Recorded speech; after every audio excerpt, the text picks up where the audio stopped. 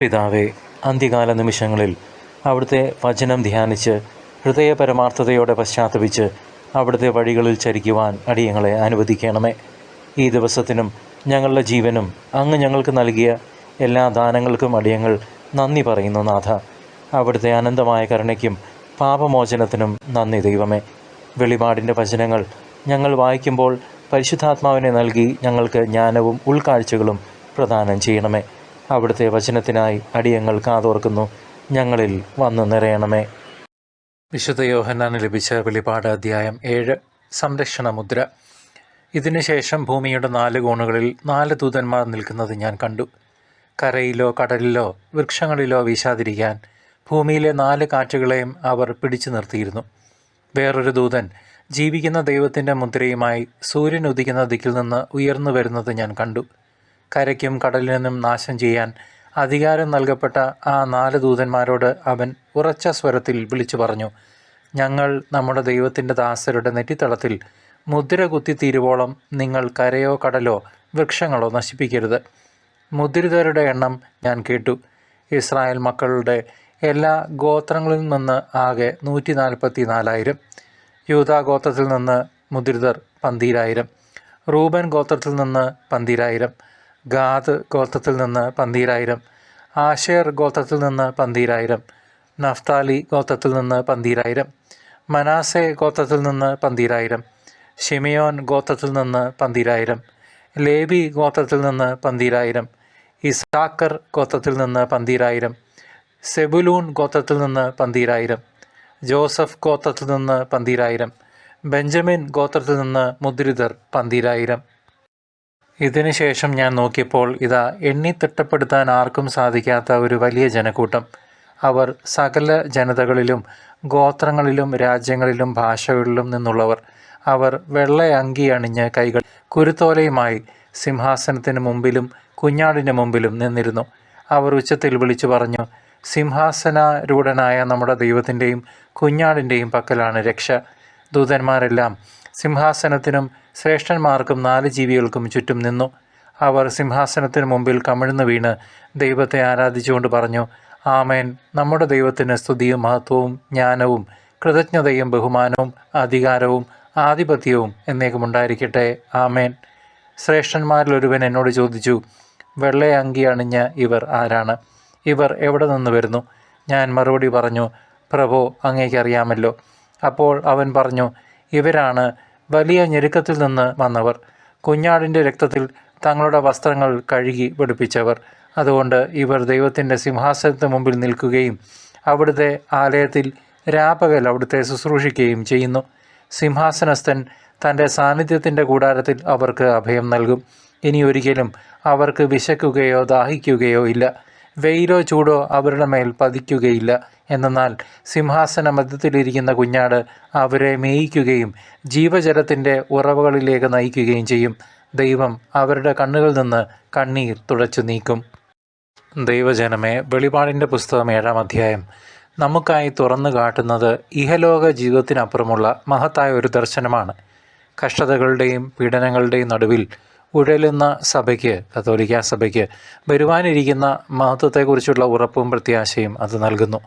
4 ദിക്കുകളിലെ കാറ്റുകളെ തടഞ്ഞു നിർത്തുന്ന ദൂതന്മാരും ജീവനുള്ള ദൈവത്തിൻ്റെ മുദ്രയേറ്റ് രക്ഷിക്കപ്പെടുന്ന ഇസ്രായേൽ ഗോത്രങ്ങളും അതിനുശേഷം സിംഹാസനത്തിന് മുൻപിൽ അണിനിരക്കുന്ന സകല ജനതകളിൽ നിന്നുള്ള മഹാപുരുഷാരവും ദൈവിക പദ്ധതിയുടെ വ്യക്തമായ ചിത്രങ്ങളാണ്. ഈ ദർശനം നമ്മെ ഓർമ്മിപ്പിക്കുന്നത് ദൈവത്തിൻ്റെ തെരഞ്ഞെടുപ്പും സംരക്ഷണവും ഒരു പ്രത്യേക ജനവിഭാഗത്തിൽ മാത്രം ഒതുങ്ങി നിൽക്കുന്നില്ല, മറിച്ച് അത് സാർവത്രികമാണെന്നാണ്. That is universal. ക്ലേശങ്ങളിൽ ക്ഷമയോടെ സഹിച്ചവർക്ക് ദൈവം നൽകുന്ന നിത്യ സമ്മാനത്തെക്കുറിച്ചുള്ള ഉൾക്കാഴ്ചയാൽ ഈ അധ്യായം സമ്പന്നമാണ്. സഹോദരങ്ങളെ, ഈ തിരുവചന ഭാഗം നൽകുന്ന ആത്മീയമായ പ്രതിഫലനം വളരെ ആഴത്തിലുള്ളതാണ്. വലിയ പീഡനങ്ങളിൽ നിന്ന് വരുന്നവരും തങ്ങളുടെ വസ്ത്രങ്ങൾ കുഞ്ഞാടിൻ്റെ രക്തത്തിൽ കഴുകി വെളുപ്പിച്ചവരുമായ ഈ മഹാപുരുഷാരം ക്രിസ്തീയ ജീവിതത്തിൻ്റെ കാതൽ വെളിപ്പെടുത്തുന്നു. രക്ഷ പ്രാപിക്കണമെങ്കിൽ നാം ലോകത്തിൻ്റെ മാലിന്യങ്ങളിൽ നിന്ന് അകന്ന് ക്രിസ്തുവിൻ്റെ പീഡാനുഭവങ്ങളിൽ പങ്കുചേർന്ന് വിശുദ്ധിയിൽ ജീവിക്കണം എന്ന സന്ദേശമാണ് ഇത് നൽകുന്നത്. അവർ സിംഹാസനത്തിന് മുൻപിൽ ദൈവത്തിന് രാപകൽ ആരാധന അർപ്പിക്കുന്നു. ഇത് സൂചിപ്പിക്കുന്നത് ഇഹലോകത്തിലെ നമ്മുടെ കഷ്ടപ്പാടുകൾ ക്ഷണികമാണെന്നും അതിനുശേഷം വരുന്നത് ദൈവസാന്നിധ്യത്തിലുള്ള അനന്തമായ സന്തോഷമാണ് എന്നുമാണ്. ദേവാലയത്തിൽ അവിടുന്ന് തൻ്റെ കൂടാരം അവർക്ക് മീതെ വിരിക്കും എന്ന വാഗ്ദാനം ദൈവത്തോടുള്ള പൂർണ്ണമായ ഐക്യപ്പെടലിൻ്റെയും സംരക്ഷണത്തിൻ്റെയും പ്രതീകമാണ്. ദൈവജനമേ, ഈ ദർശനത്തിൽ നിന്ന് നമുക്ക് ഉൾക്കൊള്ളാനാകുന്ന പ്രധാന പാഠം വിശ്വാസത്തിൻ്റെ വഴി കഠിനമാണെങ്കിലും ദൈവത്തിലുള്ള ആശ്രയം ഒരിക്കലും വ്യർത്ഥമാകില്ല എന്നതാണ്. ലോകം നമുക്ക് നൽകുന്ന പ്രലോഭനങ്ങളെയും കഷ്ടതകളെയും അതിജീവിക്കാൻ ക്രിസ്തുവിൻ്റെ ശക്തി നമ്മെ തീർച്ചയായും സഹായിക്കും. നാം ഓരോരുത്തരും ഈ മഹാപുരുഷാരത്തിൻ്റെ ഭാഗമാകാൻ വിളിക്കപ്പെട്ടവരാണ്. അതിനായി നമ്മുടെ പാപക്കറ പുരണ്ട വസ്ത്രങ്ങളെ അനുതാപത്തിലൂടെയും കുമ്പസാരത്തിലൂടെയും ക്രിസ്തുവിൻ്റെ രക്തത്താൽ കഴുകി വെടിപ്പാക്കേണ്ടതുണ്ട്.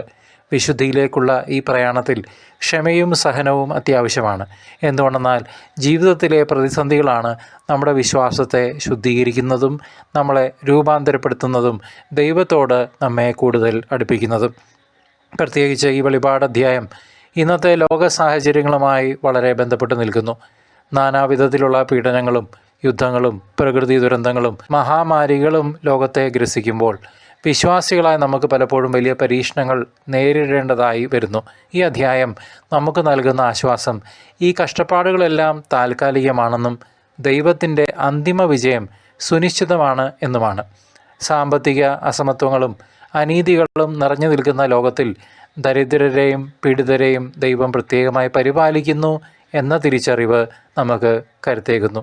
മാത്രമല്ല, ലോകത്തിൻ്റെ വിവിധ കോണുകളിൽ ക്രൈസ്തവർ നേരിടുന്ന പീഡനങ്ങളെ ഈ അധ്യായത്തിലെ വലിയ പീഡനം എന്ന പ്രയോഗവുമായി നമുക്ക് ചേർത്ത് വായിക്കാം. ദൈവജനമേ, ഈ വെളിപാട് പഴയ നിയമ പ്രവചനങ്ങളുമായി അഭേദ്യമായി ബന്ധപ്പെട്ടിരിക്കുന്നു.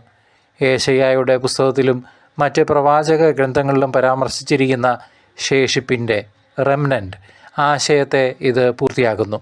ഇസ്രായേൽ ഭവനത്തിൽ നിന്ന് മുദ്രയിടപ്പെട്ടവർ എന്ന ആശയം പഴയ ഉടമ്പടിയിലെ തിരഞ്ഞെടുക്കപ്പെട്ട ജനത്തെക്കുറിച്ചുള്ള വാഗ്ദാനങ്ങളുടെ നിവൃത്തിയാണ്.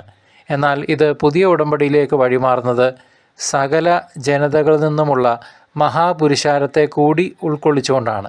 സങ്കീർത്തനങ്ങളിൽ കാണുന്ന ദൈവത്തിൻ്റെ കൂടാരം മനുഷ്യരോടൊപ്പം എന്ന ആശയം ഇവിടെ യാഥാർത്ഥ്യമാകുന്നു. കൂടാതെ കുഞ്ഞാടിനെക്കുറിച്ചുള്ള പരാമർശം പഴയ നിയമത്തിലെ പാപപരിഹാര ബലിയെയും പെസഹ കുഞ്ഞാടിനെയും അനുസ്മരിപ്പിക്കുന്നു. സഹോദരങ്ങളെ, ഈ ദർശനങ്ങളിൽ നിന്ന് പ്രചോദനം ഉൾക്കൊണ്ട് കർത്താവിൻ്റെ രണ്ടാമത്തെ വരവിനായി നാം സദാ ഒരുങ്ങിയിരിക്കണം. വിശുദ്ധിയുടെ വസ്ത്രങ്ങൾ ധരിച്ചും ഈ ലോകത്തിലെ പീഡനങ്ങളെ സഹനത്തോടെ നേരിട്ടും നമ്മുടെ വിശ്വാസം കാത്തു സൂക്ഷിച്ചും വേണം നാം ഈ വരവിനെ കാത്തിരിക്കാൻ. എപ്പോൾ വേണമെങ്കിലും സംഭവിക്കാവുന്ന കർത്താവിൻ്റെ മടങ്ങി വരവിനായി നാം ആത്മീയമായി തയ്യാറെടുക്കണം. നമ്മുടെ വിളിയും തിരഞ്ഞെടുപ്പും ഉറപ്പാക്കാൻ നാം അതീവ ജാഗ്രതയോടെ പ്രാർത്ഥിക്കുകയും ജീവിക്കുകയും വേണം. സിംഹാസനത്തിന് ചുറ്റുമുള്ള വിശുദ്ധരുടെ ഐക്യത്തിൽ ചേരാൻ നാം നമ്മുടെ ജീവിതത്തെ ക്രമപ്പെടുത്തി ദൈവത്തിന് പൂർണ്ണമായും സമർപ്പിക്കേണ്ടിയിരിക്കുന്നു. അത് ഇപ്പോൾ തന്നെ ചെയ്യണം. ഈ ഒരുക്കമാണ് നമ്മെ നിത്യജീവിതത്തിലേക്ക് നയിക്കുന്നത് എന്ന് തിരിച്ചറിയണം. ദൈവജനമേ, ഈ വെളിപാടിൻ്റെ പൂർണ്ണത സകലത്തിൻ്റെയും കേന്ദ്രമായ യേശുക്രിസ്തുവിൽ നിറവേറുന്നു.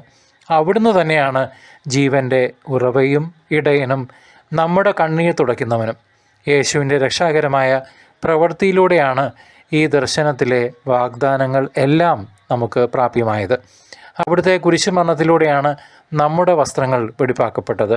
അതിനാൽ നമുക്ക് അവിടുത്തെ മഹത്വത്തിനായി കാത്തിരിക്കാം. ധൈര്യമായി മുന്നേറുക. കർത്താവ് നമ്മോടൊപ്പമുണ്ട്. വിശുദ്ധിയുടെ വസ്ത്രം ധരിച്ച് നമുക്ക് സജ്ജരായിരിക്കാം. നിത്യതയുടെ സന്തോഷം നമ്മെ കാത്തിരിക്കുന്നു. പ്രത്യാശയോടെ കാത്തിരിക്കാം. വിജയം സുനിശ്ചിതം. കർത്താവിനെ ഇനിയും അറിയാത്ത ഒരു വ്യക്തിക്കെങ്കിലും ഈ സ്നേഹ സന്ദേശം പങ്കുവെച്ച് സുവിശേഷ വേലയിൽ പങ്കാളികളാകുവാൻ കർത്തൃനാമത്തിൽ സഹോദര സഹോദരി നിങ്ങളെ ഞാൻ സ്നേഹത്തോടെ ക്ഷണിക്കുന്നു. ദൈവം നിങ്ങളുടെ ജീവിതങ്ങളെ സമ്പുഷ്ടമാക്കട്ടെ.